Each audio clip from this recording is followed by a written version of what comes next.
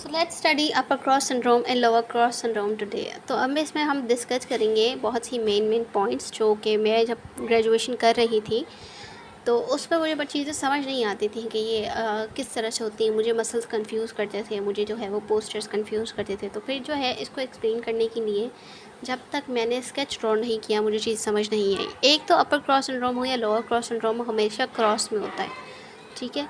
तो ये होता है, और जो है अपर बैक में हो रहा है तो अपर क्रॉस है, लोअर बैक में हो रहा है तो लोअर क्रॉस है। अब ये जो चीज़ है ना, ये सिर्फ लोअर बैक तक जो है ना वो लिमिटेड नहीं रहती है, ये जो है आपके इंटीरियर पर भी जाती है। आपके इंटीरियरली भी आपके जो पोस्चर को अफेक्ट करी होती है, आपके मसल्स को अफेक्ट करी होती है, ठीक है। तो बात कर लेते हैं अपर क्रॉस सिंड्रोम की। तो अपर क्रॉस सिंड्रोम में हमारे पास कुछ मसल्स टाइट हो जाते हैं, ठीक है, जैसे कि अपर ट्रापेजियस हो, पेक्टोरलिस मेजर हैं, या टाइट होंगे या वीक होंगे। लॉन्गेस्ट कोलाई मसल्स जो नेक फ्लेक्सर्स हैं वो वीक होंगे। इरेक्टर स्पाइनी जो मसल हैं वो वीक होंगे, या ये दोनों मसल्स या तो टाइट हो जाएंगे या वीक हो जाएंगे, ये टाइट हो जाएंगे या ये वीक हो जाएंगे। बीच में हमारे पास रोम्बोइडस मिडल ट्रापेजियस के कुछ फाइबर्स होते हैं, रोम्बोइडस मसल होता है, मिडल ट्रापेजियस के कुछ फाइबर्स होते हैं, तो वो भी हमारे पास वीक या टाइट हो सकते हैं। अब इसमें क्या होता है हमारे पास के मसल या तो वीक होंगे या टाइट होंगे, लेकिन वीक और टाइट मसल का मतलब जो टाइट मसल होता है ना, वो कभी भी ऐसा नहीं होता कि वो स्ट्रॉन्ग होते हैं, वो हमेशा जो है वो वीक ही रहते हैं। टाइट होना मतलब मसल इतना वीक है कि वो स्ट्रेंथ बर्दाश्त नहीं कर पा रहा, वो लोड बर्दाश्त नहीं कर पा रहा, तो वो इतना कैपेबल नहीं है। इसीलिए हमने उसको जो है ना वो कंट्रैक्शन में रह के कंटिन्यूस वो टाइट हो जाते हैं। तो टाइट होने का वजह से जो है ना उसके पोस्चर में इफेक्ट आ रहा होता है, तो वो वीक मसल्स होते हैं, वो कभी भी स्ट्रॉन्ग नहीं होते। तो कुछ मसल्स जो है वो स्ट्रॉन्ग होते हैं और कुछ मसल्स जो है वो वीक होते हैं, क्योंकि मसल्स जो है वो हमेशा ग्रुप में होते हैं, तो उसके अंदर जो है वो कुछ चीज़ें होती हैं, हमेशा सिनर्जी में काम कर रहा होता है ना। हमारा एक जॉइंट जो है वो हमेशा सिनर्जी में काम कर रहा होता है, कभी भी इंडिविजुअली किसी एक मसल को लेकर काम नहीं कर रहा होता। तो ग्रुप ऑफ मसल्स जो है वो काम करते हैं, तब जाके एक मूवमेंट परफॉर्म होती है। तो इसीलिए उसमें कुछ मसल्स जो है वो वीक होते हैं, कुछ जो है वो स्ट्रॉन्ग होते हैं, कुछ जो है वो सारे ही वीक होते हैं, और कुछ जो है वो सारे ही स्ट्रॉन्ग होते हैं। तो इस तरह से होता है। तो ये चार चीज़ें हमें नोट करनी चाहिए कि weak weak weak, strong strong strong strong weak, इस तरह से, ठीक है। तो यहाँ पर आ जाते हैं, तो हमारे पास कुछ चीज़ें इस तरह से हैं, जैसे कि समझ लें कि नेक के फ्लेक्सर्स वीक है तो आपका पोस्चर जो है वो ख़राब होने के बहुत ज़्यादा चांसेस हैं, ठीक है। वीक मसल्स हैं तो आपके जो है वो पीछे से जो नेक के एक्सटेंसर मसल्स हैं वो जो है वो टाइट होंगे, और आगे की तरफ जो है वो, जैसे कि फ्लेक्सर्स वीक हैं तो वो फ्लेक्शन के उसमें जाएंगे ना, मतलब फ्लेक्शन के पोजीशन में ही रहेंगे, तो और वो मसल शॉर्टनिंग की तरफ चले जाएंगे, ठीक है। और एक्सटेंसर मसल जो है वो टाइट हो चुके हैं, क्योंकि वो लॉन्गन या इन लार्ज पोजीशन में कंटिन्यूस है, मतलब उनको हमने लेंथन पोजीशन में रखा हुआ है, कंटिन्यूस वो एक्सटेंशन पोजीशन में रह रहे हैं, जिसकी वजह से जो है वो वहाँ पर पोस्चर जो है वो फॉरवर्ड हेड पोस्चर, फॉरवर्ड नेक पोस्चर, इस तरह का पोस्चर बन गया है। तो यहाँ पर ट्रेपीजियस की बात करें और हमारे पास बाकी मसल्स भी आ जाते हैं, जैसे कि रोटेटर कफ मसल्स हो गए, और आगे से पेक्टोरलिस मसल अगर वीक हैं तो वो शॉर्ट हो जाते हैं, जिसकी वजह से ट्रेपीजियस मसल्स जो है वो टाइट हो जाते हैं, तो हमारा जो है वो एक स्लाउट सा पोस्चर बन जाता है, ठीक है। तो ये इस तरह की कुछ क्रॉस में कंडीशंस होती हैं, ठीक है। लोअर क्रॉस की बात करें तो लोअर क्रॉस में हमारे पास जैसे कि इरेक्टर स्पाइनी टाइट होते हैं, हिप फ्लेक्सर्स टाइट होते हैं, एब्डोमिनल मसल वीक होते हैं, रेक्टस एब्डोमिनलिस और ट्रांसवर्स एब्डोमिनलिस मसल, उसके बाद हमारे पास ग्लूट्स मसल होते हैं ना, वो टाइट हो जाते हैं, ठीक है। और ये जो है वो हमारे पास यहाँ पर कौन सा गेट है, लार्जिंग गेट, ठीक है। तो ये गेट कोज कर सकते हैं।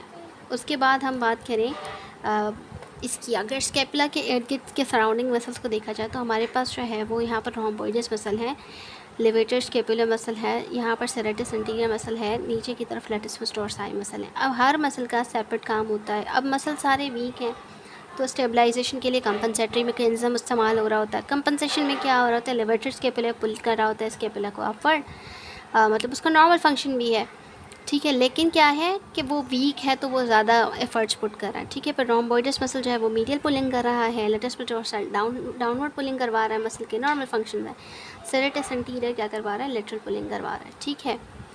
अब विंगिंग ऑफ स्कैपुला में क्या होता है, वहाँ पर जो है अबडक्टेड मोशन क्रिएट हो जाती है, क्यों, क्योंकि रोम्बोइडस मसल वीक है और एंटीरियर जो है वो सेरेटस एंटीरियर वो टाइट है। अब यहीं पर बात कर लें कि अगर जो है स्कैपुला अडक्शन पोजीशन में मौजूद है, ठीक है, तो उसमें क्या होगा, रोम्बोइडस जो है वो टाइट है और सेरेटस एंटीरियर जो है वो वीक है।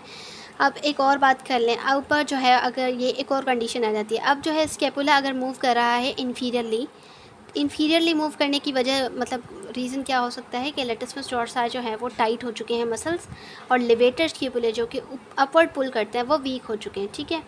तो इसलिए जो है वो स्कैपुला ज़्यादातर मूव कर रहा है इन्फीरियरली। अब यहाँ पर आ जाए अपवर्ड की बात करें, अगर जो स्कैपुला अपवर्ड मूव कर रहा है, अपवर्ड ज़्यादा पुलिंग हो रही है, तो इसका मतलब क्या है, latissimus dorsi is not strong enough कि वो उसको पुल कर सके डाउनवर्ड या स्टेबलाइज पोजीशन में रख सके। तो लेटिसिमस डोर्साई यहाँ से वीक हैं और लेवेटर जो है वो टाइट हैं, ठीक है, जिसकी वजह से वो ऊपर कॉन्ट्रैक्टेड स्टेट में स्कैपुला के रख रहे हैं। लेटिसिमस डोर्साई जो है वो इतनी स्ट्रेंथ उसके अंदर नहीं है कि वो उसको नीचे पुल कर सकें या एक नॉर्मल न्यूट्रल पोजीशन में स्टेबलाइज रख सकें। अपर क्रॉस सिंड्रोम हो या लोअर क्रॉस सिंड्रोम हो, हम इसे जो है वो कुछ स्ट्रेंथनिंग एक्सरसाइजेस जो है वो परफॉर्म करवाते हैं, पेशेंट को स्ट्रेचिंग करवाते हैं। स्ट्रेचिंग के बाद हम स्ट्रेंथनिंग की तरफ जाते हैं।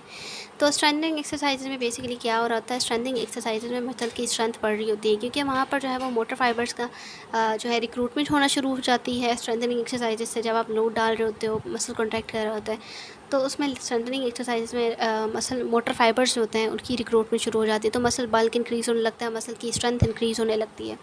तो अपर क्रॉस सिंड्रोम या लोअर क्रॉस सिंड्रोम की कंडीशन में हम पेशेंट को स्ट्रेंथनिंग एक्सरसाइजेज करवाएंगे और साथ ही हम PNF टेक्निक्स अप्लाई करेंगे, जिसमें हमारे पास न्यूरोमस्कुलर फैसिलिटेशन टेक्निक्स होती हैं, ठीक है, PNF में न्यूरो फैसिलिटेशन टेक्निक्स। उसके बाद हम मसल एनर्जी टेक्निक्स इस्तेमाल करते हैं, जिसकी वजह से मसल की जो स्ट्रेंथ है हम उसको रीगेन कर सकते हैं। लेकिन मसल्स जो हैं या तो टाइट होते हैं या बहुत वीक होते हैं, इसी वजह से हम वहाँ पर 50% प्रेशर दे रहे होते हैं पेशेंट को एज अ रेजिस्टेंस। 50% पेशेंट जो है वो खुद एफर्ट कर रहा होता है। अब जो है ये टेक्निक्स जो है वो वेरी कर रही होती हैं, हर टेक्निक PNF की डिफरेंट होती है और उसमें रेजिस्टेंस का जो रेशियो है वो भी डिफरेंट होता है। तो डिटेल में PNF पढ़ने के लिए आपको जो है वो वेट करना पड़ेगा, क्योंकि उस पर भी मैं बहुत जल्द ही डिटेल में एक वीडियो अपलोड करूँगी। तो hope you guys like the video. कोई भी क्वेश्चन इससे रिलेटेड रह गया हो तो let me know in the comment section below. बाकी सब्सक्राइब कर दीजिएगा, शेयर कर दीजिएगा और मुझे जो है वो मेरे सोशल मीडिया हैंडल्स पर भी फॉलो कर दीजिएगा। सी यू सून। अल्लाह हाफिज़।